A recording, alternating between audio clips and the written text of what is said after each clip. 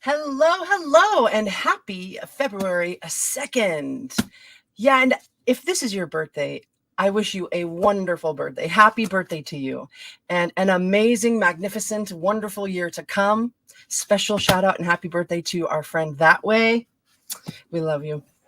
Okay, so today we're going to be reading from The Secret Language of Birthdays, your complete personology guide for each day of the year by Gary Goldschneider and Joost Elfers. Forgot my glasses. So let's see what we got.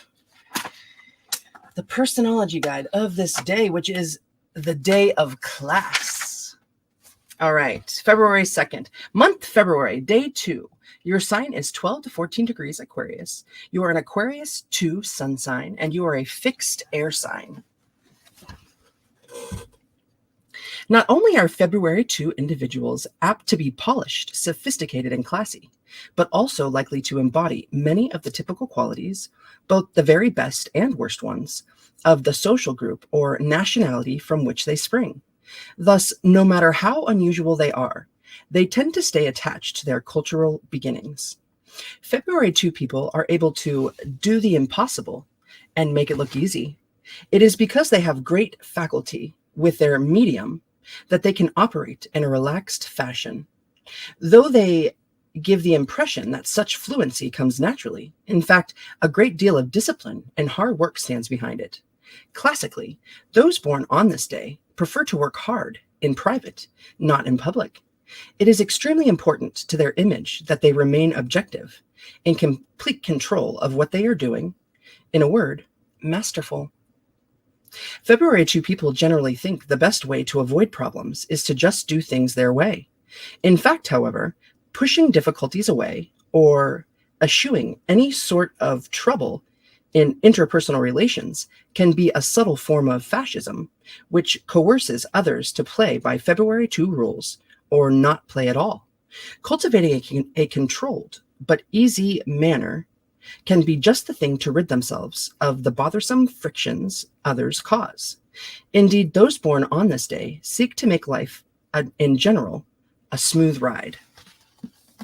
However, in doing so, they often forget that someone else is on the other end, someone who may have their own ideas about how things should go. Sudden flare-ups, quick but deadly confrontations are not all uncommon when dealing with February 2 people. Below their seemingly placid exterior, they are actually temperamental individuals who do not handle stress very well and in extreme cases are not interested in much human contact at all. Many February 2 people enjoy their work or hobby, frequently of a technical nature, above all else. That was the end of the sentence. Here they show a most advanced side of their nature, in that it is not so much personal or social, but objective goals that they are striving to reach. On the other hand, if too absorbed in their special interests, they can become careless or oblivious to more mundane concerns. Not uncommonly, they rely on others to take care of these matters so that they don't even have to think about them. Thus, although they live up to their responsibilities on the universal and sometimes on the social level, on the personal level, they may quite regularly shirk their duties. February 2 people may get so far into their own world that they have increasing difficulties communicating with those around them. Less highly evolved individuals born on this day, who lack the talent but retain the pretension, can be difficult and trying. Those more highly evolved remain fresh and inviting, but are also wearing, indeed, family members and close friends. Oh, no, wait. Wearing, indeed. Wait, that is what it says. So those more highly evolved remained fresh and inviting, but are also wearing, indeed, family members and close friends are often frustrated in their desire to share with February 2 people and hunger to become more intimate. Those born on this day should thus resist impulses to distance themselves and rather make themselves more available whenever possible. Numbers and planets. Those born on the 2nd of the month are ruled by the number 2 and by the moon. Those ruled by the number 2 often make good co-workers and partners rather than leaders, and this quality helps the more detached of February 2 people in their jobs and relationships. However, the moon's influence can also act as a brake on individual initiative and action and produce frustration. When the moon's effects are combined with Uranian qualities, Aquarius is ruled by Uranus, they can produce a highly evolved individual with both unusual and powerfully original impulses. However, they can also carry negative traits of eccentricity and a touch of the bizarre. In tarot, the second card of the major arcana is the Priestess, shown seated on her throne, calm and impenetrable. She is a spiritual woman who reveals hidden forces and secrets, empowering those of us who heed her with that knowledge. Favorable qualities of this card are silence, intuition, reserve, and discretion. Negative traits are secretiveness, mistrust, and inertia. In health, as they get older, those born on February 2nd can display a wide variety of physical complaints, most chronic rather than acute. Not all of these have a firm physical basis, however, since those born on this day tend to be a bit hypochondriac. How do you say that word? Hypochondriacal. It's just an AL at the end. I think we get the gist, even if I don't know how to pronounce it properly. Real physical difficulties often arise with the lungs and circulatory system, venous or arterial, particularly in the extremities. These true concerns may be precisely the ones they ignore, perversely, and so regular checkups with a family physician are necessary. Those born on this day can well be in need of guidance where food is concerned, as they may not be fond of eating what is best for them. Often their tastes run to the more sophisticated and, unfortunately, unrealistic in terms of the pocketbook. They may wish to serve or be served in a highly aesthetic fashion. Regular but moderate physical exercise is here recommended. Advice: be more aware of yourself and the future you cut. Keep in tune with the language of others. Retain humility and a sense of your roots. Meditation for this day: the simplest tastes are often the most elegant.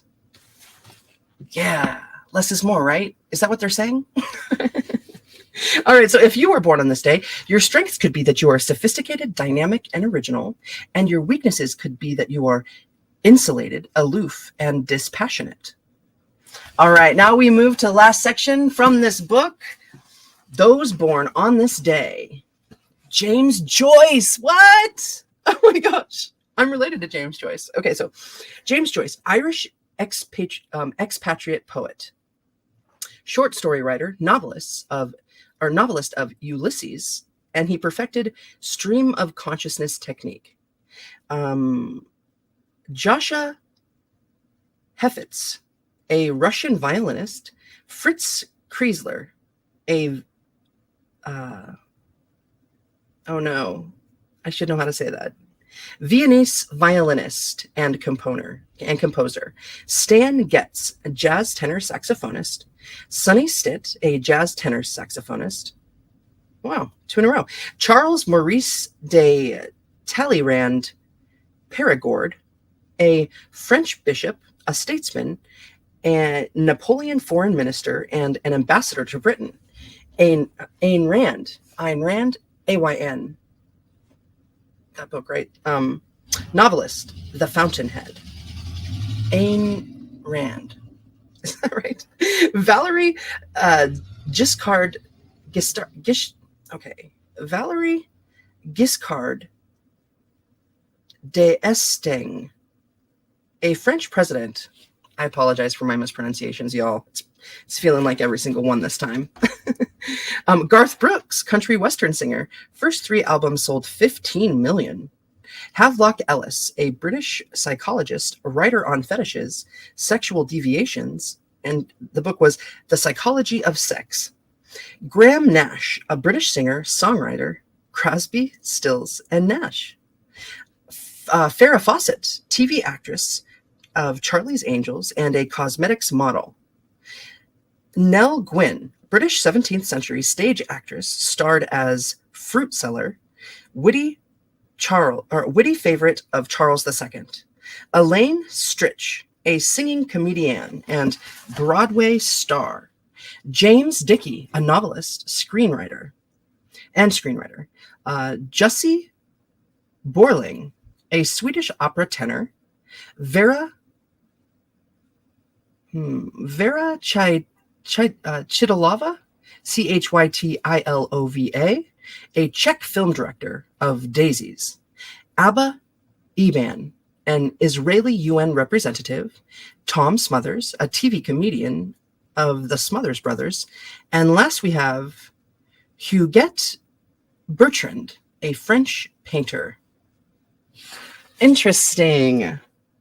So I'm going to read this meditation one last time before we close out. The simplest tastes are often the most elegant. So that was the day of class. That is this day. And I hope you're having a good day whenever you come across this. And thanks for joining me, everyone. Thanks to YouTube and StreamYard. And above all, thank you, universe. Mwah. I'll see you guys soon. Oh, and if you're interested, I'll link the Daily Oracle too. It'll be down below. Take care of yourselves. Thank you.